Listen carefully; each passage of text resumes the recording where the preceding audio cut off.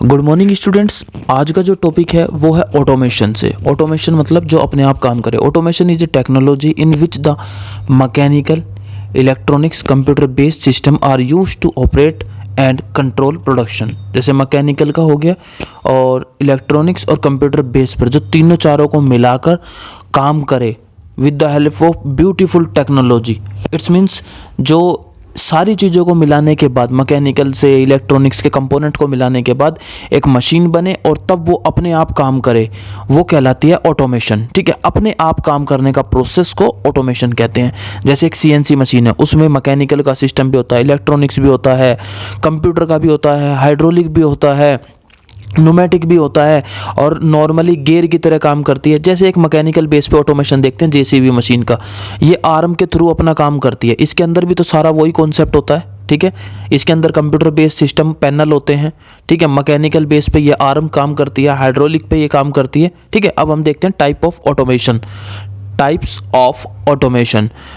सबसे पहले नंबर पे आता है fix automation. Fix automation, second programmable automation and third one is flexible automation. तो यहाँ पर अब हम तीनों को देखेंगे एक एक करके। सबसे पहले नंबर पे आएगा जो हमारा फिक्स ऑटोमेशन। फिक्स ऑटोमेशन में क्या होता है my dear student? It is also known as hard motion. In this type of automation, the production machine are designed to produce two standardized products such as a engine block, a gear और a simple spindle। मतलब इस machine में क्या है कि जहाँ पर भी इस मशीन के अंदर इंजन लगा होगा और प्रोडक्शन के नाम पर गेयर होंगे, इसके अंदर इंजन लगा होगा, स्प्रिंडल लगा होगा, यानी कि हैवी वर्क के लिए ये काम होगा। हार्ड मोशन ऑटोमेशन का मतलब है एक से ज़्यादा काम करती है। जैसे अभी मैं आपको एक वीडियो क्लिप दिखाता हूँ, इसके अंदर देखना कैसे एक मशीन बड़े लेवल पे काम कर रही है। देख रहे हैं, ऊपर से टूल चेंज हो रहा है और यहाँ पर बड़ी मशीन है और इसके ऊपर हार्ड लेवल पे काम कर रहा है, मतलब एक बार कंपोनेंट लगने के बाद। दूसरे नंबर पे आता है प्रोग्रामेबल ऑटोमेशन। प्रोग्रामेबल क्या है? It is also soft automation. In programmable automation greater flexibility is achieved through the use computer control of the machine and it is functional by the various program. मतलब इसके अंदर जो है programmable मतलब programme, यानी कि ये पहले से ही एक कंप्यूटर के अंदर प्रोग्राम को, सॉफ्टवेयर को इंस्टॉल करा जाता है कि अब ये काम होगा, अब ये काम होगा, मतलब एक रोबोट के थ्रू काम होना। ठीक है, मतलब पहले से ही प्रोग्राम प्री प्लान करना कि आज हम ये करेंगे, आज हम ये करेंगे। इस मशीन के अंदर सब कुछ पहले से प्री प्लान होते हैं। किसी भी हम रोबोट को हम कोई भी वर्क दे दें, वो अपने आप प्री प्लान करता है। फॉर एग्जांपल आप वीडियो के थ्रू देख रहे हैं। ठीक है, यहाँ पर हमने एक रोबोट को दे दिया है कि ये काम करेगा, वो ये काम कर रहा है। तीसरे नंबर पे आता है फ्लेक्सिबल ऑटोमेशन।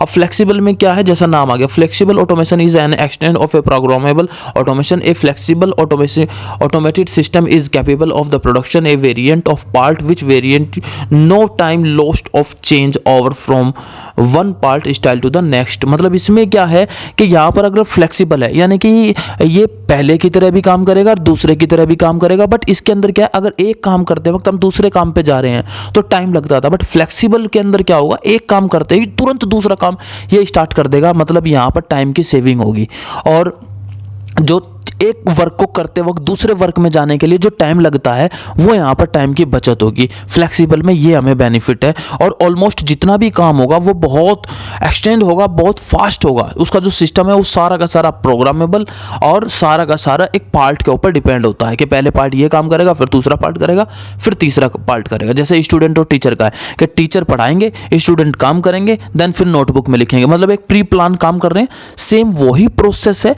फ्लेक्सिबल ऑटोमेशन के अंदर। ठीक है, आई होप आपको ये अच्छे से समझ में आ रहा होगा। ये तीनों जो है 10 मार्क्स का क्वेश्चन है, टाइप्स ऑफ ऑटोमेशन। और इसको सबसे पहले क्वेश्चन आता है what is automation and it's type.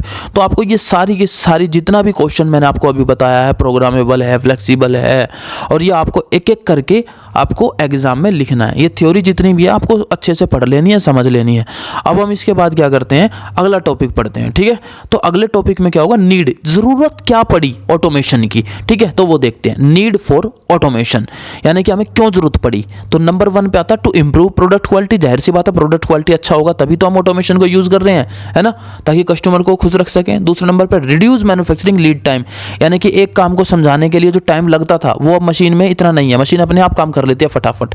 To improve work safety, worker safety, जाहिर सी बात है वर्कर होगा ही नहीं तो इसमें काम ज़्यादा चलेगा। टू रिड्यूस लेबर कॉस्ट, बहुत सारी लेबरों के पैसे ज़्यादा लगते हैं, बट यहाँ पर एक मशीन सारे लेबरों का काम कर रही है। To reduce work in progress, यानी कि यहाँ एक काम को करने में एक हफ्ता या एक महीना लग रहा था, बट यहाँ पर क्या है, मशीन फटाफट काम कर देती है। आई होप आपको ये समझ में आ गया होगा।